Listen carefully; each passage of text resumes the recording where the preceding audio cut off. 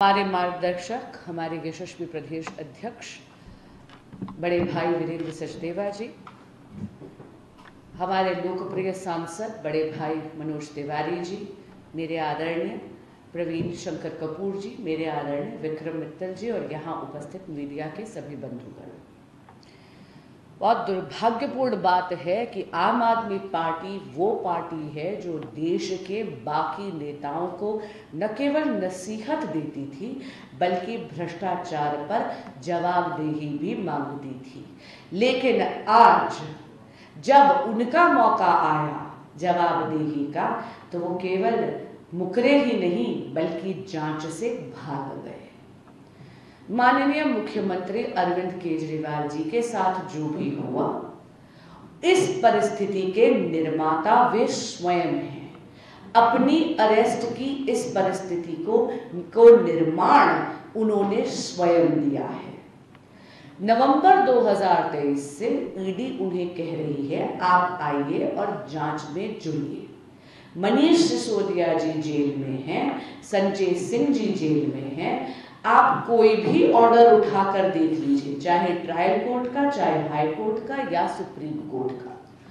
Court का ये मानना है, जुडिशियल फाइंडिंग है कि जांच एजेंसियों ने ऐसे सबूत उनके समक्ष रखे थे जिससे प्राइमा फेसी एविडेंस आम आदमी पार्टी के लीडर्स के खिलाफ शराब घोटाले में भ्रष्टाचार में लिप्त होने के उपस्थित करे गए थे। इसीलिए मनीष सिसोदिया जी और संजय सिंह जी को बेल नहीं दी गई थी। आरोप ये है कि 100 करोड़ रुपए के किकबैक्स आम आदमी पार्टी की सरकार और मंत्रिमंडल ने लिए थे। वो पैसा आम आदमी पार्टी की गतिविधियों के लिए इस्तेमाल हुआ। स्वाभाविक सी बात है कि ये शराब नीति ना तो केवल माननीय मुख्यमंत्री अरविंद केजरीवाल जी की स्वीकृति से बनी बल्कि उनकी सहमति से भी बनी होगी।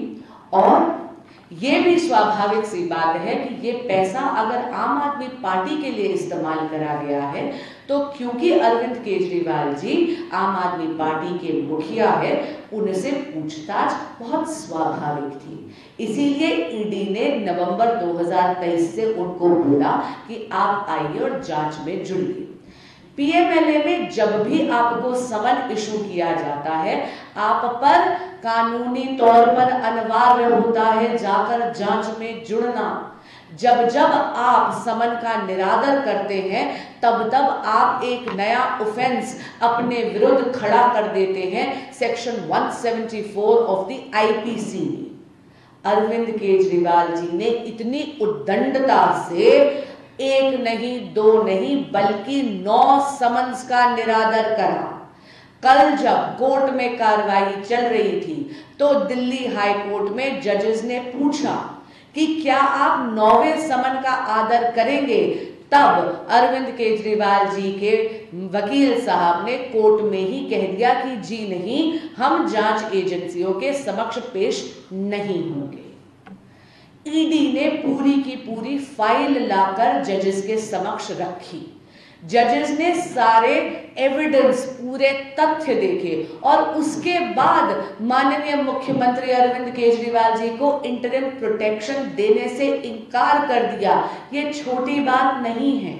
इसका अर्थ है कि जांच एजेंसियों के पास कोई बहुत ठोस सबूत है अरविंद केजरीवाल जी के खिलाफ। जब आप 9 समन्स का निरादर करते हैं तो आप ईडी को विवश कर देते हैं कि वो आपको कस्टोडियल इंटेरोगेशन के लिए लेके जाए, और वही हुआ है कल। इस पूरे में एक दूसरा पहलू है। बहुत ज्यादा बवाल करा गया था मीडिया के साथियों के माध्यम से कि वो सुप्रीम कोर्ट जा रहे हैं, लेकिन आज उन्हें सुप्रीम कोर्ट से भी अपनी पिटीशन विड्रॉ करनी पड़ी थी। क्यों? क्योंकि देश का कानून सब पर समानतः लागू होता है, चाहे वो एक सामान्य नागरिक हो, चाहे दिल्ली के मुख्यमंत्री। और इसीलिए अगर आपको अरेस्ट कर लिया गया है तो आपको बेल के लिए ट्रायल कोर्ट ही जाना होगा।